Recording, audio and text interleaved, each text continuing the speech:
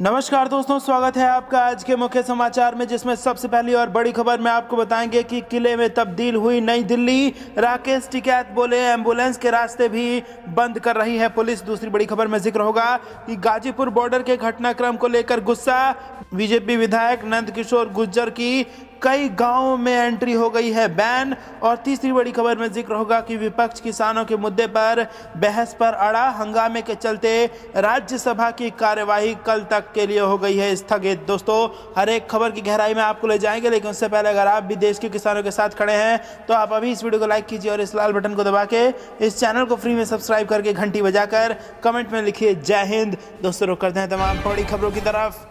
किले में तब्दील हुई दिल्ली। राकेश टिकैत बोले एम्बुलेंस के रास्ते भी बंद कर रही पुलिस। जी हां दोस्तों, राजधानी की सीमाओं पर किसानों का आंदोलन जारी है। प्रदर्शन मुख्य रूप से गाजीपुर बॉर्डर पर केंद्रित हो गया है, मगर सिंघू और टिकरी बॉर्डर पर भी बड़ी संख्या में आंदोलनकारी मौजूद हैं। गाजीपुर बॉर्डर पर आंदोलन का नेतृत्व कर रहे राकेश टिकैत से मंगलवार को शिवसेना के नेताओं ने मुलाकात की। पार्टी सांसद अरविंद सावंत और संजय राउत गाजीपुर बॉर्डर पहुंचे। किसी तरह की अप्रिय स्थिति से बचने के लिए धरना स्थलों को पूरी तरह आइसोलेट कर दिया गया है। उनके आसपास कई लेयर की बैरिकेडिंग करके ऊपर कटीली तारें बिछा दी गई हैं। सड़क पर टायर किलर्स लगाए गए हैं। इसके अलावा भारी तादाद में पुलिस और पैरामिलिट्री फोर्स तैनात है। एम्बुलेंस के रास्ते भी बंद कर रही पुलिस। टिकैत किसान नेता राकेश टिकैत ने आरोप लगाया है कि आंदोलनकारी को बदनाम करने की कोशिश साजिश हो रही है। उन्होंने एक टीवी चैनल से बातचीत में कहा कि शांतिपूर्ण धरने के बावजूद दिल्ली पुलिस ने रास्ता बंद कर दिया है ताकि जनता कहे कि जनता को दुखी कर रहे हैं। टिकैत ने कहा कि दिल्ली पुलिस रास्ते बंद कर रही है। उन्होंने कहा एम्बुलेंस लेन में 2 महीने से एम्बुलेंस चलती थी, उसे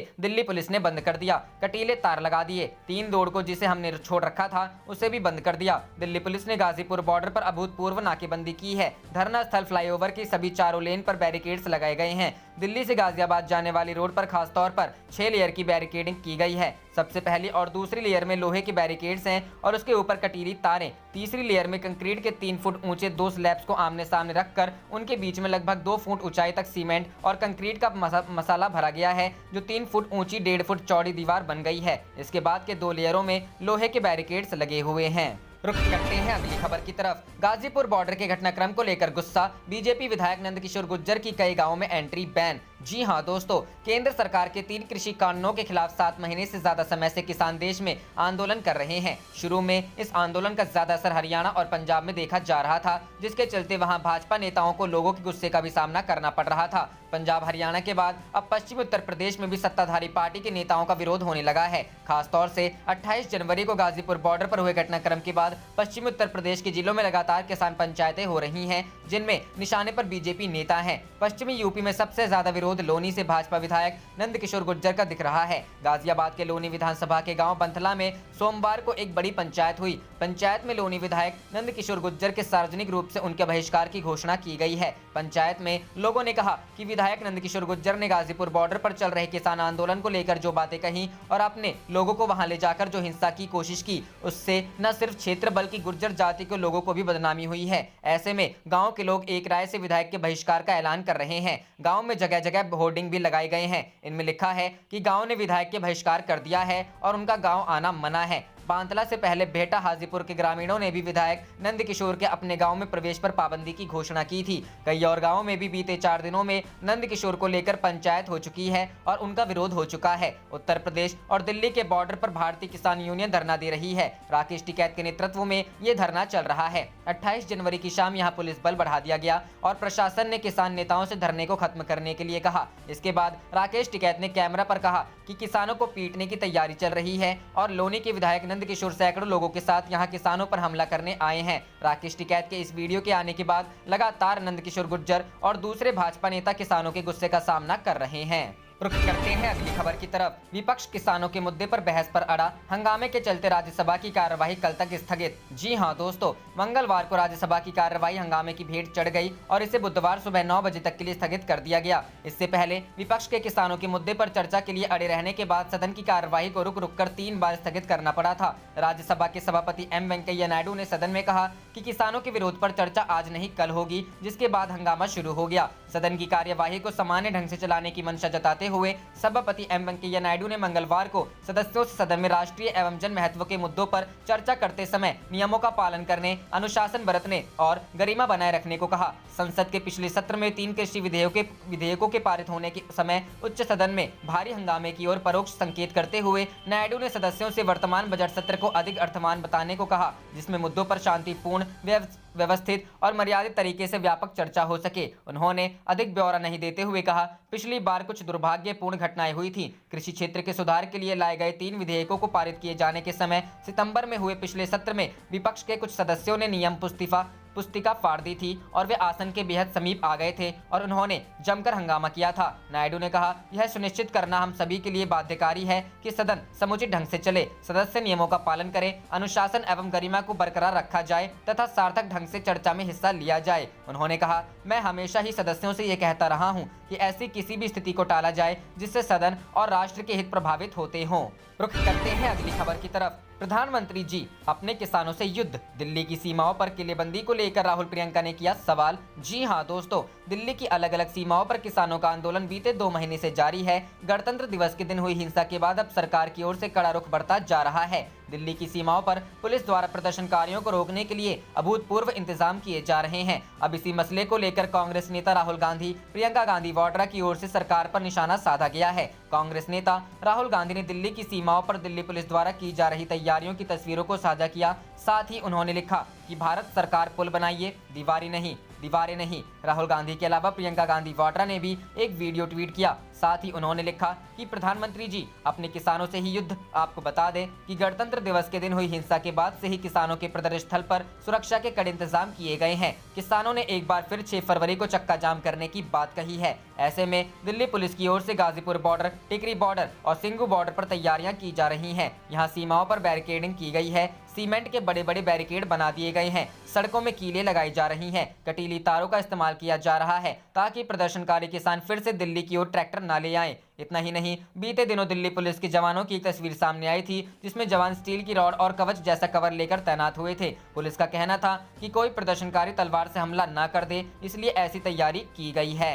रुख करते हैं अगली खबर की तरफ। अभिषेक मनु सिंघवी बोले, अहंकार जिद की राजनीति खत्म हो, पेट्रोल डीजल पर सेस को लेकर भी साधा निशाना। जी हां दोस्तों, कांग्रेस नेता अभिषेक मनु सिंघवी ने किसान आंदोलन, पेट्रोल डीजल पर सेस और पीएफ के ब्याज पर टैक्स जैसे मुद्दों को लेकर केंद्र सरकार पर निशाना साधा है। उनका कहना है कि देश से अहंकार और जिद की राजनीति खत्म होनी चाहिए। एनडीटीवी से बात करते हुए उन्होंने कहा, लंबे समय से किसान दिल्ली की सीमाओं पर प्रताड़ना झेल रहे हैं। उनकी मांगों पर सबसे पहले संसद में चर्चा होनी चाहिए। हिंसा का बहाना बनाकर अभियान तोड़ने के लिए किलों का इस्तेमाल किया जा रहा है, जैसे कि कोई सामने शत्रु बैठा है। अहंकार और जिद की राजनीति खत्म होनी चाहिए। पेट्रोल डीजल पर सेस लगाने के फैसले पर भी उन्होंने केंद्र सरकार पर निशाना साधा है। उन्होंने कहा, पेट्रोल डीजल पर सेस लगाने का फैसला एक मजाकिया फैसला है। सरकार ने सेस लगाया लेकिन एक्साइज ड्यूटी कम कर दी। ऐसा क्यों किया गया? सेस लगाने के पीछे मुख्य कारण है कि राज्यों को सेस के नाम पर इकट्ठा किया गया पैसा ना देना पड़े और सरकार पूरा पैसा खुद खा सकती है। बजट में वित्त मंत्री निर्मला सीतारमण ने इन तेल उत्पादों पर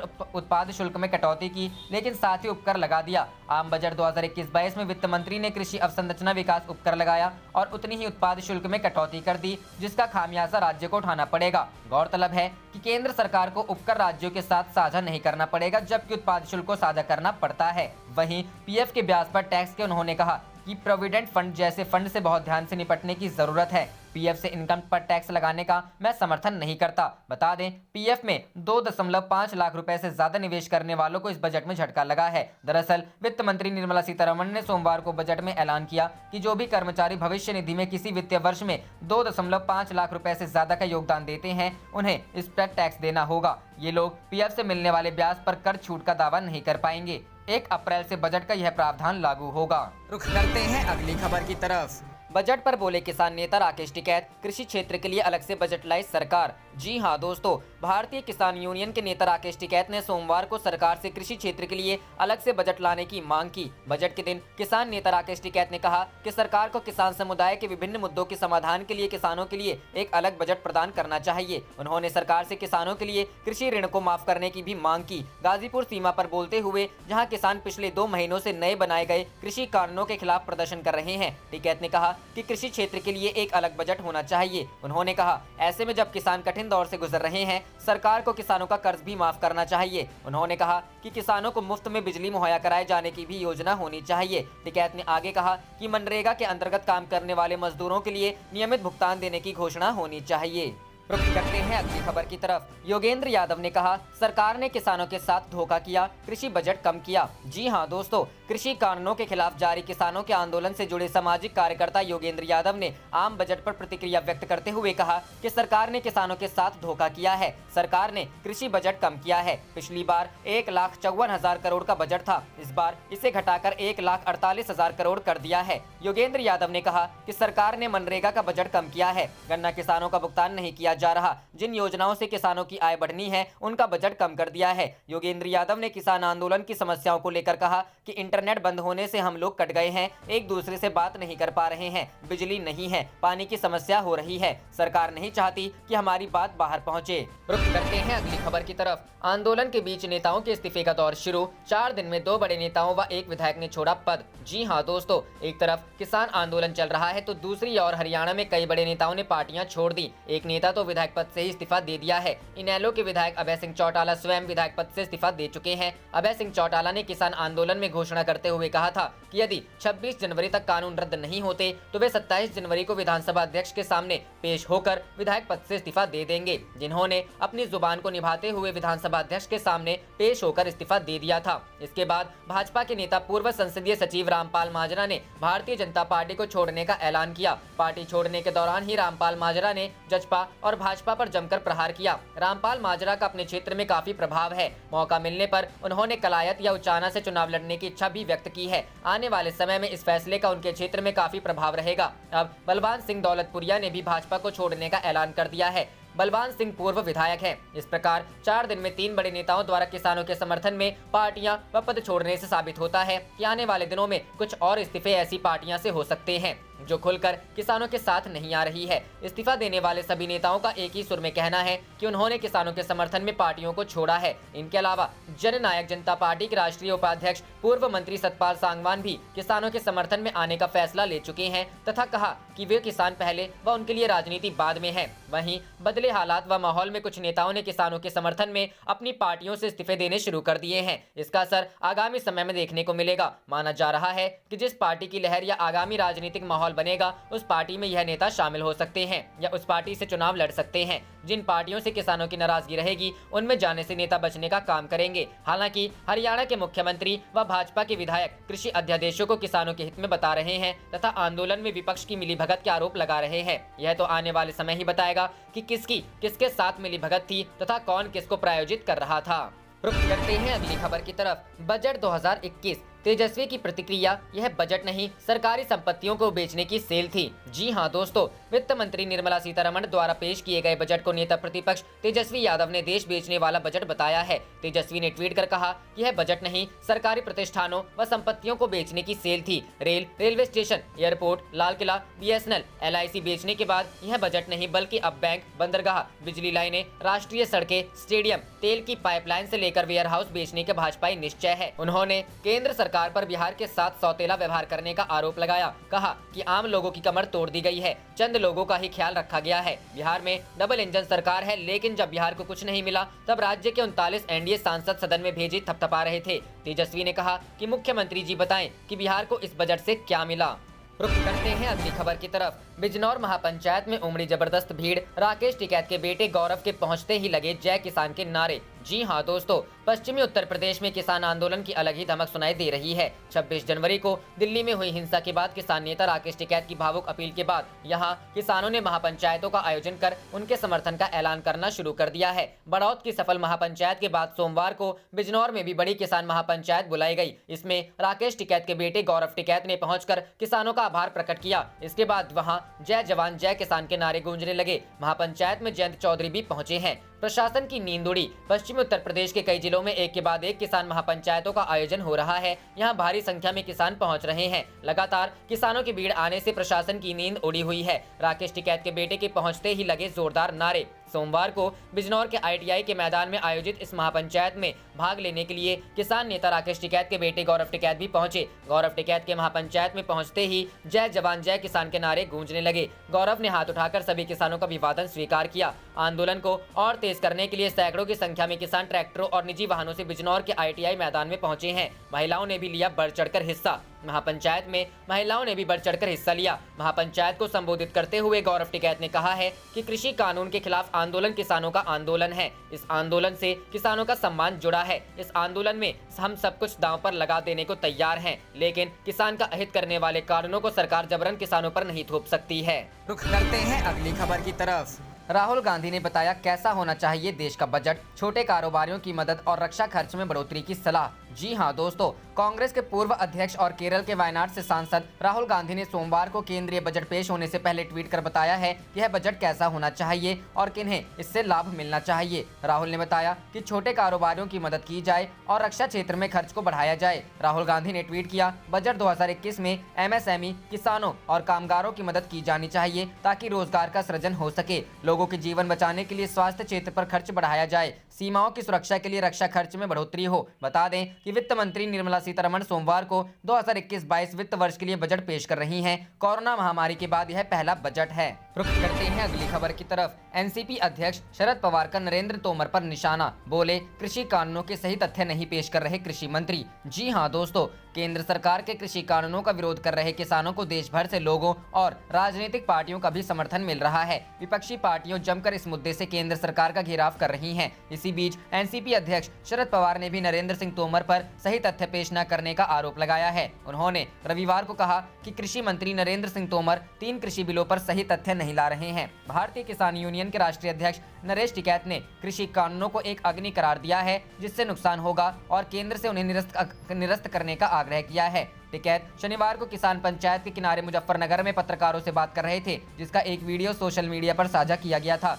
दिल्ली के सिंघू बॉर्डर पर रविवार को हलचल बढ़ गई क्योंकि पंजाब और हरियाणा के अधिक किसानों ने केंद्र सरकार के नए कृषि कानूनों के विरोध में शामिल होने के लिए पहुंचे थे। यहां तक कि कुछ ने खराब इंटरनेट कनेक्टिविटी और पानी और खाना प्राप्त करने में कठिनाइयों की शिकायत की। प्रधानमंत्री नरेंद्र मोदी ने शनिवार को कहा था कि प्रदर्शनकारी किसानों पर उनकी सरकार की पेशकश अभी भी बनी हुई है और केंद्र वार्ता के लिए सिर्फ एक फोन कॉल दूर था। गणतंत्र दिवस पर राष्ट्रीय राजधानी के कुछ हिस्सों में हिंसा भड़क गई थी, जिसके बाद किसान का विरोध कमजोर पड़ता नजर आया था। रुख करते हैं अगली खबर की तरफ। राजस्थान निकाय चुनाव परिणाम, निर्दलियों ने बिगाड़ा खेल, बीजेपी को डरा रहे हैं आंकड़े। जी हां दोस्तों, नगरीय निकाय के नतीजों में कांग्रेस बीजेपी पर फिर भारी पड़ी है। कुल 3035 वार्डों में से बीजेपी के खाते में सिर्फ 1140 वार्ड आए हैं, जबकि कांग्रेस ने 1197 वार्डों में जीत हासिल की है। इन चुनावों में निर्दलियों ने कांग्रेस के बजाय बीजेपी को जबरदस्त नुकसान पहुंचाया है। निर्दलीय 634 वार्डों में जीते हैं। चुनावों में बीजेपी के कई गढ़ ढह गए हैं, लेकिन उसने अजमेर नगर निगम और किशनगढ़ नगर परिषद जैसे बड़े नगर निकायों में शानदार जीत हासिल की है।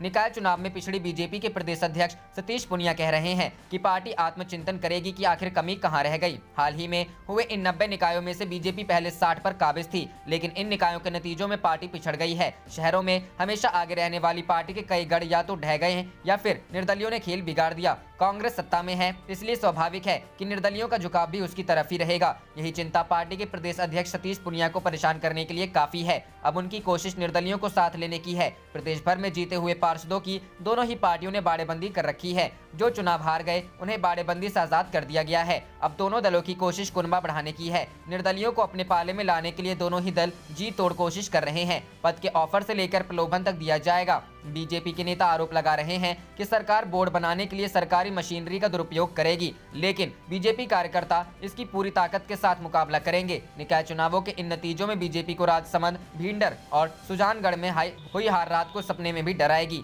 पार्टी को उपचुनाव की रणनीति में बदलाव करना होगा। सहाड़ा की गंगापुर नगर पालिका में बीजेपी बहुमत हासिल करने में कामयाब रही। निकाय चुनाव की ये रिजल्ट बीजेपी के लिए वेकअप कॉल की तरह है। जाहिर है उपचुनावों में जाने से पहले बीजेपी ओवर कॉन्फिडेंस से बचना चाहेगी। रुख करते हैं अगली खबर की तरफ। किसान नेताओं पर कार्रवाई से उठे सवाल, झंडा फहराने वाले कैसे बचे। जी हां दोस्तों, दिल्ली के लाल किला पर गणतंत्र दिवस के मौके पर झंडा फहराने वालों के खिलाफ अभी तक राष्ट्रीय सुरक्षा जांच एजेंसी ठोस कार्रवाई नहीं कर सकी है, जबकि किसान नेताओं के खिलाफ खिलाफ मुकदमे दर्ज हुए हैं। लाल किले पर उपद्रव करने वाले अब तक गिरफ्तार क्यों नहीं? ऐसे में सवाल उठने लगा है कि आखिरी झंडा फहराने वाली शिनाख्त कब होगी और साजिश का भांडा कैसे फूटेगा। विपक्ष की ओर से यह सवाल भी पूछा जा रहा है कि लाल किला पर कानून व्यवस्था को ध्वस्त करने वाले अब तक पुलिस के कब्जे में क्यों नहीं है? उन्हें दिल्ली से बाहर जाने का मौका कैसे मिला? किसान आंदोलन से जुड़े नेताओं पर पुलिस की ओर से मुकदमा दर्ज किए जाने और नोटिस की कार्रवाई के बाद अब सरकारी मशीनरी के कामकाज पर भी उंगली उठने लगी है। रविवार की सुबह लोगों को मालूम हुआ कि किसान आंदोलन की रिपोर्टिंग करने वाले पत्रकार को भी पुलिस पकड़कर ले गई है।